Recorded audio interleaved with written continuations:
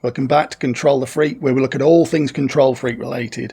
Whether you're a controlling person who wants help to understand why you do the things you do and how to stop it, or you live with or know somebody else who lives with a controlling person, and you want help to understand either how to navigate it and fix it, or when and how to extract yourself from it.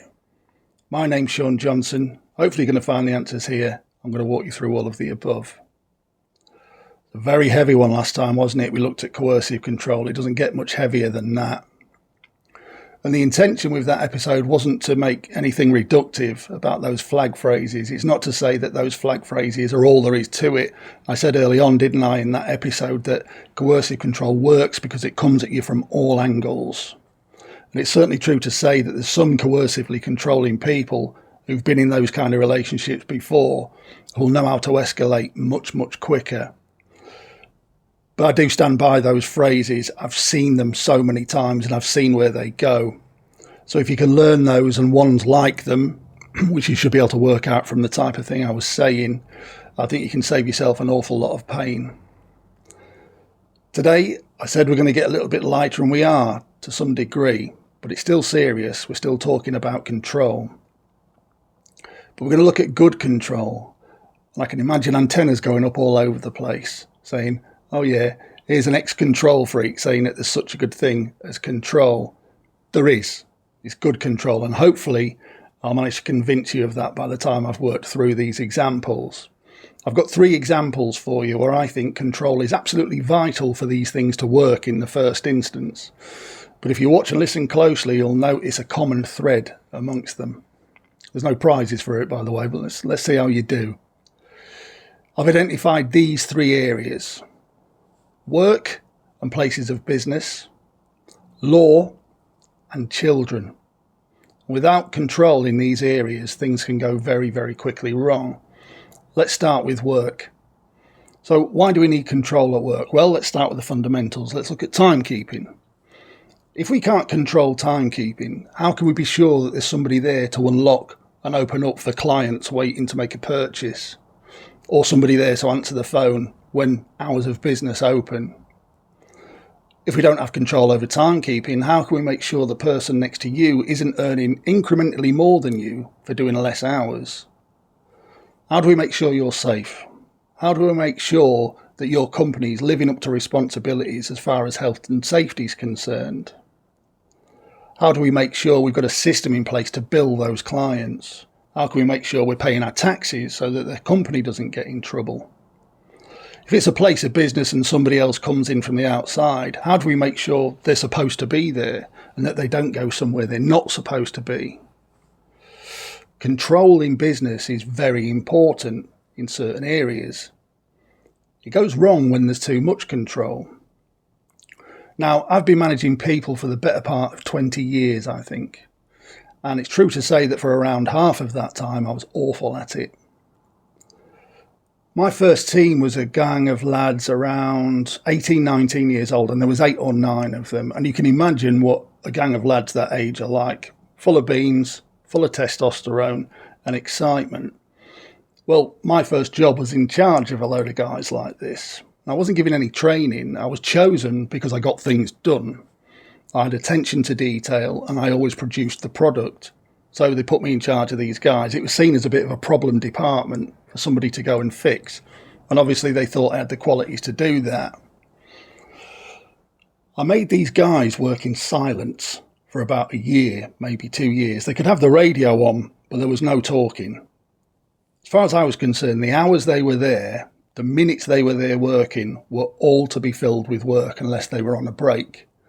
I thought I was doing the right thing. I thought this was good control. I thought it was my job to do it. I would watch them like a hawk and I would preempt any mistakes they made and then tell them off for mistakes they hadn't even made yet. I was a bit of an ogre and I'm ashamed of it in hindsight. I clashed with other departments and other managers because, as far as I was concerned, they weren't doing their job properly because they didn't control their teams like I did. And that left me open to criticism as far as my team was concerned, that they would look around and say, well, they don't have to do the things we do, and I wasn't going to allow that.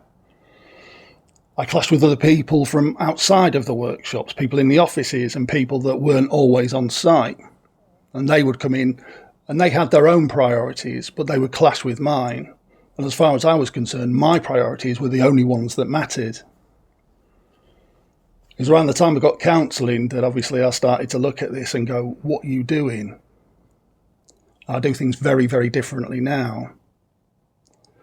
My job now is to make sure my team have the tools, the materials and the skills to do the job and the tasks I set them. I make sure that I do all the work in the background so that I know what's coming down the pike and we're prepared for it. And then I get out of the way. My team works because every one of them take personal responsibility. I stand out of the way and let them get on with it and make mistakes, and then we talk about it to see how it won't happen again. I've built loads of bridges over the last 10 years, rebuilt lots of bridges. I've probably got a better working relationship now with more people than I've ever had. You can't please everybody. There's going to be some people that I've fallen out with in the past that will never forgive me for the way I've spoken to them. And in lots of cases, I don't blame them. I can think of certain people and I go, I know why you don't talk to me, and I get it. Some of those people, I've managed to change those relationships. But there's always going to be some that don't want to know. And it's also true to say that some of those people are just like me. There's nobody in work or in life that hates control freaks as much as another control freak. It's the irresistible force and the immovable object, isn't it? You both want control as much as each other, and that's why we've ended up clashing. And that's not to absolve myself of any responsibility for those interactions. I certainly played more than my part in it. But, like I say, whether or not they see it, there's going to be some of those people that I don't get along with, that just wanted things done the way they wanted them done, and their priorities were the only ones they cared about. I can't do anything about that. All I can do is make sure I monitor my behaviour and take personal responsibility for the things I do, the things I say, and the way I work. Laws. Why do we need laws? Well, think about that job that I was just talking about. You could get up in the morning to go to work and your car might not be there because there's no laws to protect you against people breaking them and stealing your car. When you got to work, your company could treat you however they wanted. There'd be no protection. They could pay you what you wanted. You could work in the most hazardous conditions and there'd be no laws to protect you. When you left work and you went to the supermarket on the way home to restock the fridge and the cupboard, those shelves could be bare because there's no consequences for people taking what they want when they want. When you get home disappointed because you've not got any shopping, the front door to your house is irrelevant because when you're not there, anyone could decide to break in and take what they wanted because there's no consequences. Or when you let your kids out to play down at the park, you might never see them again because there's no laws to punish the people that wanted to do the worst imaginable things to your loved ones. We need laws. But as always, here comes the caveat: when there's too much control. Now, I don't want to do political commentary on this channel at all. There's a lot of people doing it. Nobody cares about my opinion, and nor should they when it comes to politics. Make your own mind up. But I want to talk about so-called hate speech laws. And these are laws designed to protect people's feelings. You have to wonder about the kind of person that wants somebody arrested and punished because somebody's made them feel bad or sad. Sounds familiar, doesn't it? Isn't that what we've been talking about? It's been referred to also as consequence culture. And that word consequence, very sinister word. I've dealt out plenty of consequences and I've demanded consequences for people who have made me feel bad. Take some personal responsibility. I said before, didn't I? There's no such thing as a universal response. You can decide how you're going to react to these things that you don't like. I see it as, those tennis ball machines that you see sometimes on comedy skits where somebody's loaded up these machines and turned them up full and someone stood in front of it and these tennis balls are hitting them at full pelt. When it comes to online, you've got two choices, haven't you? You can either move out of range of those tennis balls, these insults that people are throwing at you, or you can decide not to turn up. In other words, you can block people or don't go on social media. I don't go on social media. Control freaks shouldn't be on social media. And only people that want to control what other people say to protect their feelings are the kind of people that would endorse these laws. You have to wonder about the kind of people that brought them into play in the first place, don't you? Take some personal responsibility. The thing to remember as well is every time you react, you're feeding the person who's feeding that tennis ball machine. They love your reactions. And even if you get them banned offline or arrested, you won't stop them. They'll do it elsewhere. Take some personal responsibility. Now, you might ask, well, then what happens to these people doing these horrible things? Well, why should anything happen to them? They're responsible for what they're doing, and you're responsible for how you react to it. But the thing is, they will be highlighted. They will be exposed. I always think of the scene at the end of 12 Angry Men. It was a play and then it was made into a couple of films. And I watched the Peter Fonda version. It's a classic. And it's set in a murder case in New York. And it's mainly set in the jury room for this murder case where you've got 12 angry men. And they're angry because of the matter at hand. But also it's a very hot day in New York. There's a fan in the corner that's not quite working. They can barely open a window. Everybody's sweating. And they're all very raggy and angry. And they're discussing this murder case, and they're all angry to begin with. But there's one guy in there who's a little bit more liberal thinking, and he starts to suggest another way to look at things. And over time, different people at the table start coming around, until there's one guy left shouting into the void, and he doesn't realise that everybody around him has got up from the table and walked away.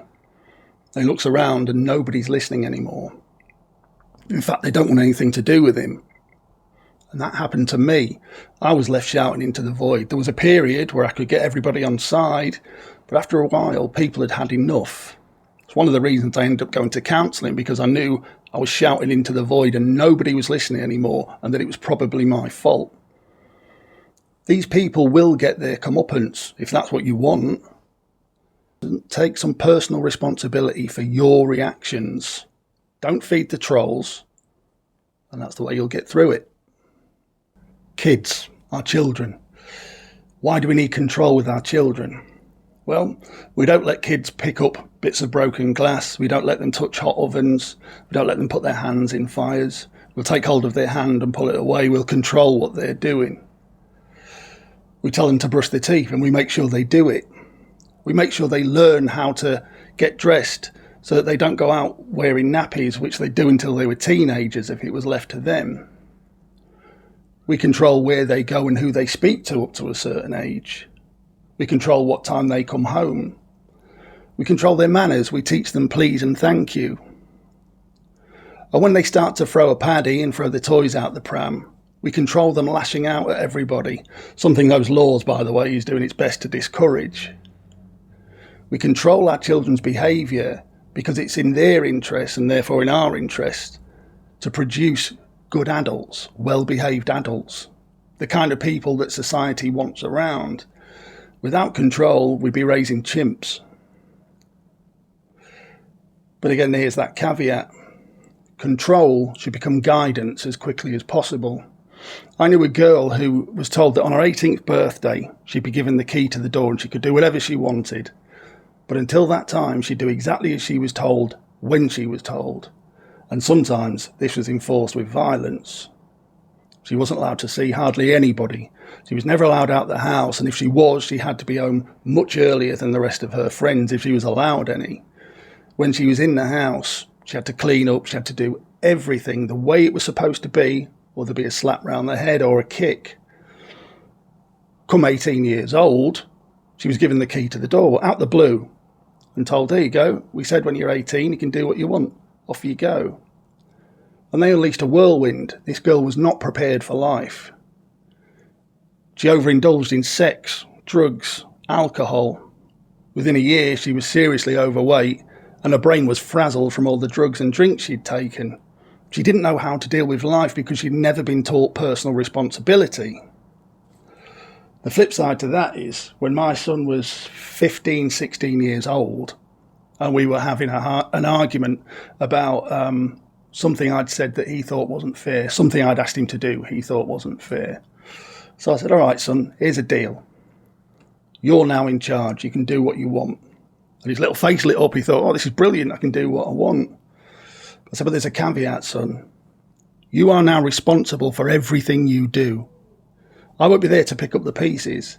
I'll be here to guide you, and if I see it's going to go really wrong, I'll say something. And I expect you to respect the responsibilities you've got at home. But I won't be on your case about it all the time. You've now got to take responsibility. And yeah, there was a few hiccups along the way, but now I couldn't be prouder of that boy. He's polite, he's respectful, he takes responsibility. We have lots of discussions about personal responsibility and he understands it. I couldn't be prouder of him. And that's the difference between controlling our kids and guiding our kids. Now, if you ask the parents of the young girl who said, when you're 18, you can do what you want, and I did ask them, they said that it was to protect them, to protect her before she went out into the world, because young girls can fall victim to all kinds of things. But didn't prepare her. She had no personal responsibility. Control without guidance is just control. What kind of adult do you want to produce? Do you want to produce someone that can go out into the world safely because they understand personal responsibility? Or do you want to send someone out who's being controlled but doesn't know how everybody else reacts, who might say the wrong thing to the wrong person because they've only been taught one way to work? Be careful what you wish for. All sounds reasonable, doesn't it? All of that. But as I've said right from the start, I wasn't always this way. I wasn't always so reasonable at all. I've made lots and lots of mistakes. And if I'm going to ask you to invest in what I'm saying and to believe that I've got some kind of insight, I'm going to have to share some things with you. It's going to be uncomfortable for me and probably uncomfortable to listen to. You probably won't like me very much when I tell you how these things escalated over time. But it's probably about time I shared some of my events so that you can understand the person that's trying to teach you and give you insight into control. So hopefully you're going to join me for that. In the meantime, I want to remind you about Am I the Control Freak? Drop it down in the comments or to this Twitter tweet thing, whatever. But in the meantime, I'll leave you with the usual. Control the freak, not other people. Behave.